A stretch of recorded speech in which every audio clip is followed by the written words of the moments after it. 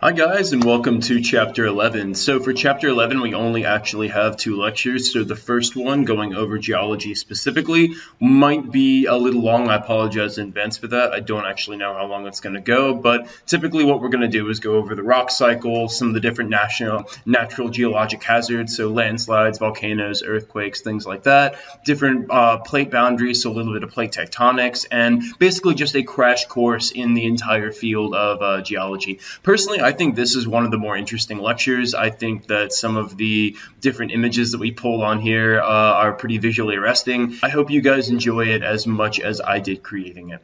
Anyway, so just first and foremost, a little bit of an introduction into what geology is. Geology is the study of Earth's physical features. So things like the physical features, processes, as well as history. Remember that geologic time is much, much older and much longer than human time. Human time scales are on the order of maybe centuries. Geologic time scales are on the order of millions to billions of years. So remember that a human lifetime is like a blink in the eye of geologic time. And our planet, it's useful to note, consists of many, many layers, and most geologic processes actually are occurring underneath us, so underneath the surface. We're going to go into the crust in just a second and what the crust is, but the Earth's crust is pretty inert, pretty brittle, and doesn't actually do anything. Most of the really cool stuff that goes on is what's happening underneath. So just going into, before we get into the rock cycle in and of itself, we're just going to briefly define what a rock is and what a mineral is. So our rock is basically an aggregation of minerals. Minerals are a little more chemically simple. They are any naturally occurring solid element, solid molecule, or inorganic compound with a crystalline structure. So basically, they're going to have a very specific chemical composition, they're going to have very distinct physical properties, and they can be formed in a number of different ways. So, for example, granite, one that we are going to talk about here in just a minute, is a form of a mineral. It is also a rock. And I'm going to take a minute here and let you know about the pet rock rule. So every semester, the quiz for Chapter 11, the last option, is basically a vote for what you think a good name for a pet rock would be. I'm also open to suggestions. Last semester's class voted for the pet rock being Emma Stone.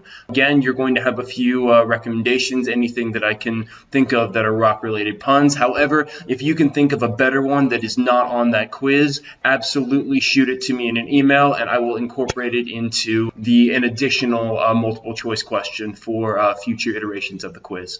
Cool. So let's go into the rock cycle. First and foremost, we're going to look at igneous rocks. So igneous rocks are formed from molten rock.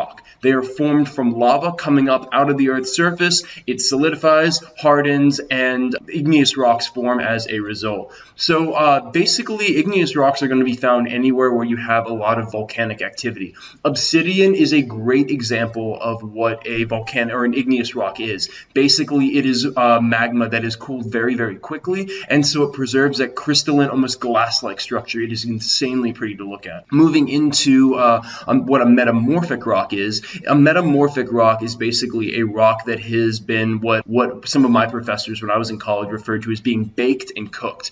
Basically, metamorphic rocks are rocks that have been subjected to enormous heat and enormous pressure deep underground. They haven't melted and reformed like an igneous rock. So they're not being melted, they're not being cooled off in that sort of way, but they're being baked. So basically, they are under a ton of heat, but not enough to actually melt the rock, and a lot of pressure. Basically, there's going to be a lot of compacting forces underneath the Earth's surface, and so they're going to be subjected to very high pressures as well as high heat.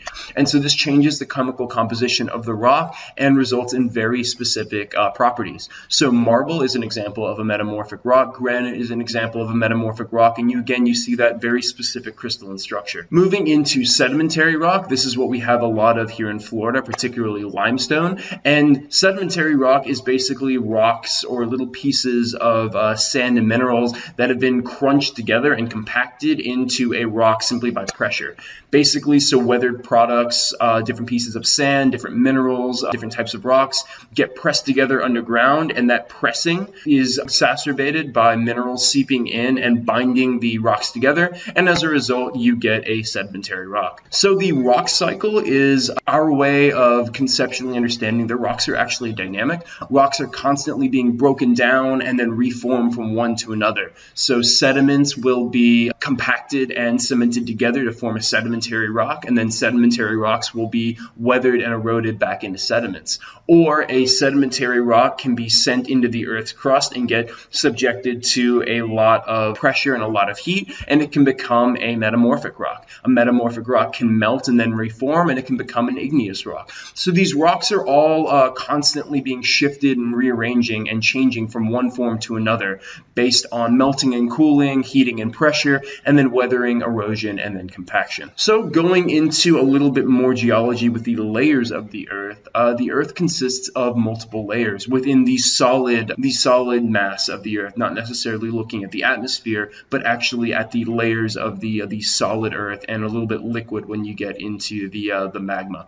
So the Earth's core is the deepest layer of the Earth. It is literally the center of the Earth, and it's consisting mostly of iron and a little bit of nickel. There's something that we like to differentiate between what's called the inner core and the outer core. The inner core is actually solid, and again, that's going to be mostly iron. The outer core is liquid, and it's this liquid core that surrounds the center, and that's simply because it is so hot in the center of the Earth that it's actually melted most of these rocks and minerals.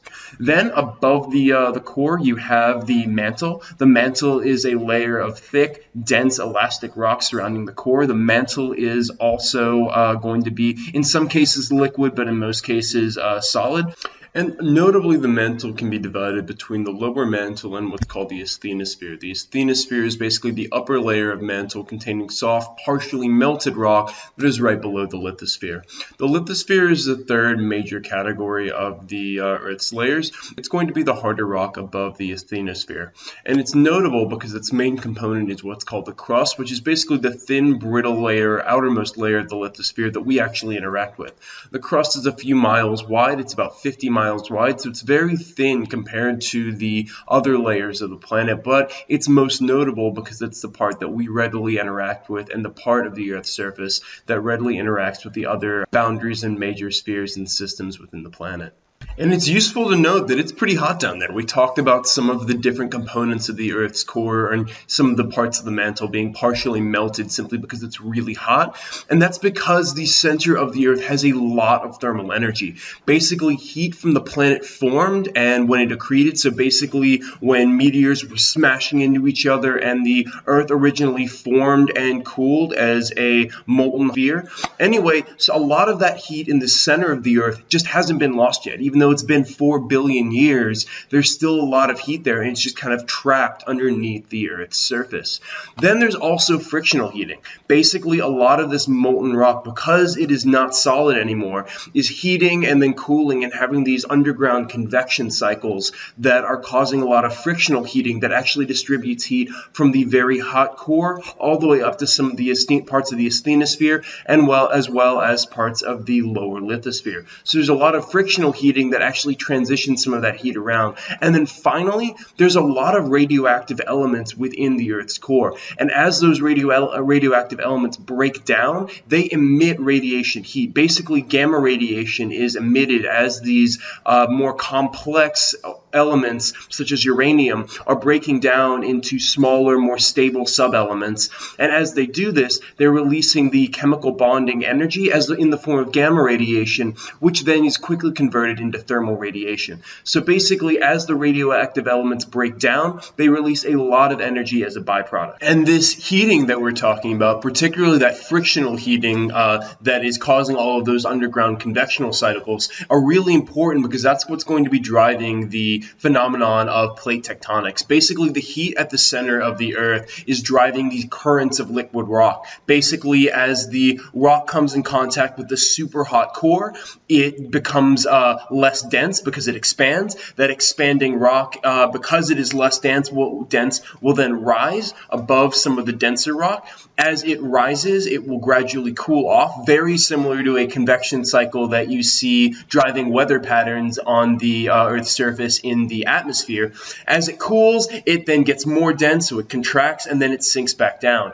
And these cycles are pushing rock, particularly the Earth's crust, and all of these harder plates that are far more rigid, in different ways. So basically, as a result of the molten convection cycles that are happening below us, the Earth's crust and the lithosphere are basically moving around in these giant plates that are constantly rubbing against each other, going underneath each other, or diverging away from each other, depending on where they are relative to some of these convection currents.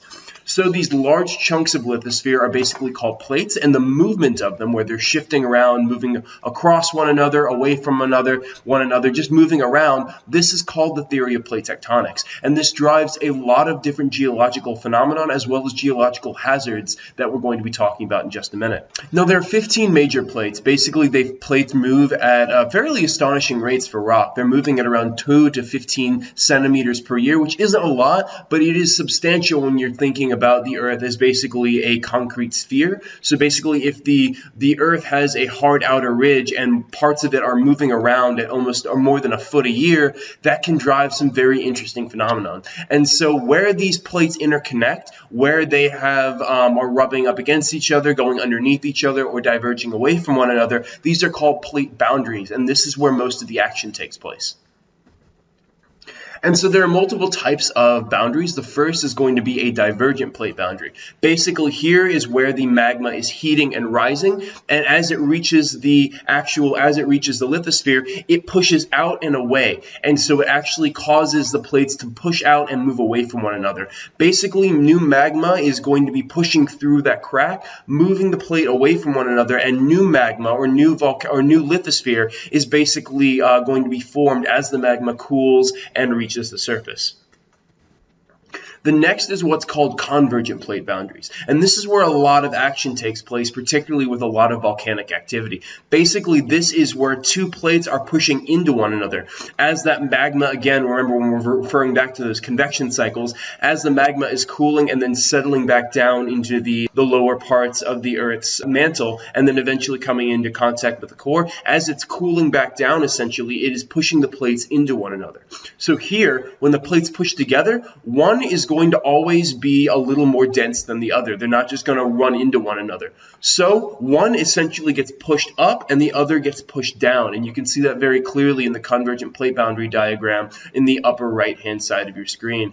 Basically, so one plate is going to be driven down and the other plate is going to be driven up. And this is known as a process called subduction. Basically, the lighter, usually the terrestrial plate, so anything that is on the Earth's surface, is going to be driven up. And then the heavier plate, usually the plate that is underwater, is going to be the one that is driven down. And it also forms a lot of activity, basically, or volcanic activity. Basically, as the heavier plate is driven down into the asthenosphere and into the mantle, it heats up really quickly, and that hot lava and magma shoots up from the Earth's surface and forms all of these volcanoes. So a lot of these volcanic islands are actually formed as a result of volcanic plate boundaries. And then finally, you have transform boundaries. A great example of a transform boundary is basically the San Andreas Fault, which is very famous in California. Basically, these are when two plates are rubbing up against each other. And when this happens, it can create enormous amounts of friction. This isn't some tiny little plate that can rub against each other and go by no problem. A lot of times, it's not a nice fluid straight line. These boundaries are very jagged, and so they kind of get hung up on one another.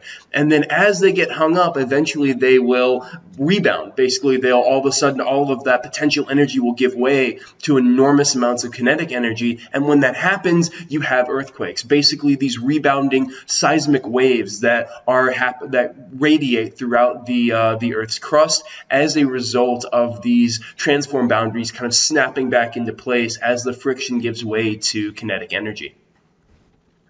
And so this brings us to different geologic hazards. So we talked about these different plate boundaries, and it will feed directly into earthquakes.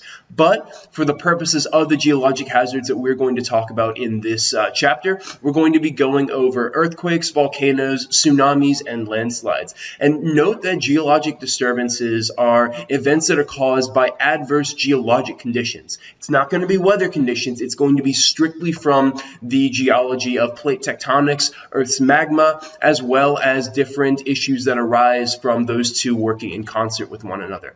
So these are going to be very specific, and they're not going to be related to atmospheric hazards, which would be things like tornadoes, hurricanes, or different adverse weather events. It is specifically going to be things, funky things that are going on with the Earth's crust. So the first is going to be earthquakes, and basically we're going to jump right into earthquakes because we were just talking about the different forms of plate boundaries. So earthquakes are going to be happening when the plates are going to be rebounding off of one another after they are shifting either past one another or they are subducting underneath one another.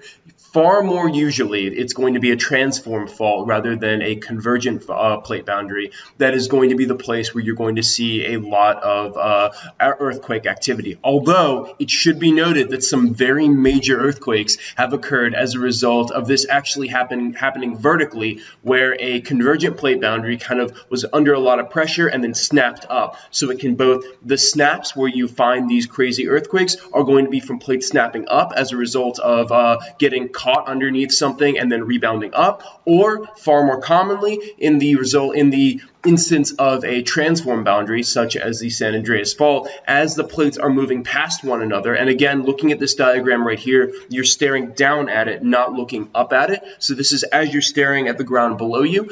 As the plates are moving past one another, they'll get caught underneath on some of the jagged edges of them. They will be under a lot of stress for a while, and then finally something will give way and the plates will rebound. And once the rebounding happens, there is a huge earthquake as all of this kinetic energy is completely released from the potential energy that was caught when the plates were under all of this pressure. So essentially, as the rocks let go and everything springs back, you have these crazy seismic waves that move through the earth. Remember that even though rock is a solid, they can actually have waves that travel through them. When the waves happen, it causes tremendous amounts of damage. The next thing that we're going to talk about is actually tsunamis. And tsunamis happen because they are a direct result actually of earthquakes. Tsunamis roughly translate into harbor waves, and they're not this crazy super high wave that everyone thinks they are. Actually, in all honesty, tsunamis are only about 20 feet high. In reality, instead of it being a very tall wave, tsunamis are a very wide wave. And the volume of water is substantial, but it's only, again, about a wall of water that's about 20 feet high. So think of it as just this enormous rectangle of water that just keeps coming and coming and coming. Incredibly long waves. They are not very high waves. And again, they're almost always going to result from the instance of an offshore earthquake. Occasionally, they can form via a landslide, but that's far less common. The tsunami that is still very fresh in the memories of people, particularly those in Japan, is the tsunami that came as a direct result of the earthquake that hit Japan in 2011, and it directly resulted in some of the issues with the Fukushima nuclear power plant, something that we're actually going to be talking about in the non-renewable chapter of this course later on. Anyway, so what happened here was that this is one of the rare instances where a earthquake and a tsunami was formed as a result of a convergent boundary. So if you look on the bottom left-hand side of your screen, essentially what happened was that the two plates were driven down. One was sinking below the other, but the top one basically got caught up on something as the lower, the more denser one was moving underneath.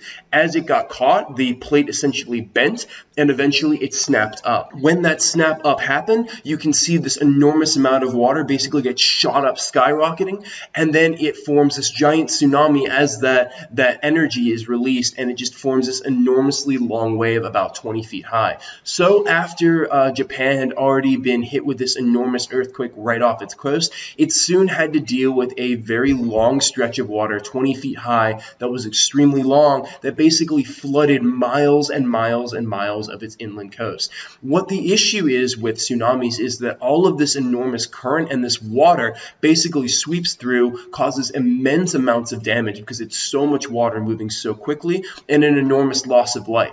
20 feet may not be a very tall wave, but it's enough to drown everyone in its path, and when it's moving that quickly, it can easily just suck you underwater, hold you down, and you die very, very quickly. Now, again, this tsunami should be noted because they normally impact coastal areas within a few miles of the coast. Even though the tsunami can be miles and miles long, there is a limit to how long the wave can be, and so anywhere that's really high, so higher than that 20-foot elevation of the actual wave, or anywhere that's simply too far inland isn't really going to be affected. It's mainly a coastal problem. Although, because of high concentrations of human populations within the coast, they can have disproportionate impacts on human coastal cities, just because cities on the coast are very popular living destinations for people around the world. So next we're going to talk about volcanoes, and volcanoes are basically areas where molten rock from the Earth's core, so that magma, erupts through the Earth's surface and causes all sorts of different problems. You're normally going to find them at two specific locations. You're going to find them at divergent plate boundaries, so anytime that magma is literally coming up through that underground convection that we talked about and splitting the divergent plate boundaries apart, and so basically magma is just coming up through that extra that hole in the crust, and then is eventually cooling down and solidifying. There are some volcanoes, underwater volcanoes, in mid-ocean ridges and divergent plate boundaries, but that's not the area that we're really going to see them, because normally they are way, way, way underwater, and they're not really going to be impacting anything. The place where we see them more commonly are going to be those convergent plate boundaries. And remember how we were talking about as that denser ocean crust kind of goes underneath and gets pushed under the continental crust, that terrestrial crust, it heats up very, very quickly as it is exposed to the asthenosphere and some of the magma in the mantle of the Earth. As it gets heated up, that hot magma breaks away from the the ocean crust, and it heats up and forms volcanic activity right at the base of that convergent plate boundary. So normally where you see a convergent plate, you're going to see pretty much a trench as it gets sucked under, and then a few miles away from that convergent plate boundary, you're going to see heavy volcanic activity as that very hot former parts of the oceanic crust is now forcing its way through the continental crust and forming volcanic activity. The final place where you see volcanoes are basically called hotspots, and you can think of hotspots almost as weak spots in a plate. Basically, plates that have little thin areas. Remember that the Earth's crust isn't basically this uniformly 50-mile wide piece of crust. The crust is normally going to fluctuate. So some places it can be really thick, and then other places it can get really thin and then get really thick again. Those ultra thin places are where hotspots occur. Basically, molten rock can erode those weak patches of crust, weaken them, and all of a sudden magma, just through pressure, can force its way up. When that happens, that's where you get volcanoes, and that's typically where you get those little volcanic islands. Hawaii, for example, was formed by a hotspot, and as that hotspot moved across the ocean through time, as the Pacific Plate moved, the hotspot occurred at different locations, and that's how you got all those different little islands. Currently, the hotspot is on the Big Island, so the Big Hawaii Island, and it's causing all sorts of different problems with volcanic activity right now. But you can literally see as the plate moved where the hotspot moved and how it formed those different volcanic islands. I just thought that was really, really cool. Anyway, so these eruptions where the magma gets forced through the crust can have enormous damage. Often they release a ton of sulfur, and that's a huge problem. They release a lot of ash, and they release a lot of lava. And of course, the ash and lava, in addition to that sulfur gas, can cause all sorts of problems. It can destroy wildlife. It can completely cover previous forests, and the ash can actually cause horrible weather patterns and breathing problems, so it can really damage and mess with the local organic life. So lastly, we're going to be talking about landslides, and it should be noted that landslides are actually the only geologic hazard that aren't actually associated with anything to do with plate tectonics. Occasionally an earthquake can trigger a landslide, but it only expedites the process. Usually that landslide was already going to happen. Landslides are usually going to form as a result of erosion. Basically, landslides are a hazard where large amounts of rock and sediment collapse and then flow downhill. And that flow downhill is natural. Basically, Earth always wants to sort of equalize itself. When you have a lot of sand, rock, and gravel at a very high location, there's a lot of potential energy there. And as long as it is attached to that high location via either being attached via the rock or it's being held up by something, then that potential energy is going to sit there. However, the moment that gives way, all of that rock will flow downhill and it can fall and cause all sorts of major issues. So when this happens, it can be a pretty severe problem. When you have a landslide that impacts a major city, it can cause huge loss of life and property damage. When you get a landslide that forms that flows into the water, if it is substantial enough, so if half a mountain falls into the water, it can trigger a tsunami very occasionally, although it should be noted that most of the time that's also compounded by an earthquake nearby, which was the true cause of the tsunami. And it has all of these severe issues because it can completely reform ecosystem landscapes. Basically, when you have a landslide that completely covers all of the native vegetation, it's almost like it functions almost exactly like a disturbance event, where now all the vegetation has to recolonize and grow on top of that rock. So that is everything that we're going to go over for the geology section of this chapter. Next, we're going to go over mining and some of the hazards related to mining. We're going to touch a little bit about mining for gravel, sand, different sorts of minerals, and then we're going to touch on some of the issues related to mining, particularly mining for fossil fuels. I hope you enjoyed the geologic hazards and the basic introduction to geology section or lecture of this chapter. I love it. I think it's so cool, and I hope you guys did too. But anyway, so now that we've gone through that, thank you for bearing with me and just sticking with me through the 20 minutes or so that this lecture lasted, and I hope that you're equally as excited and still as enthusiastic when we get into mining and some of the issues related to mining. See you.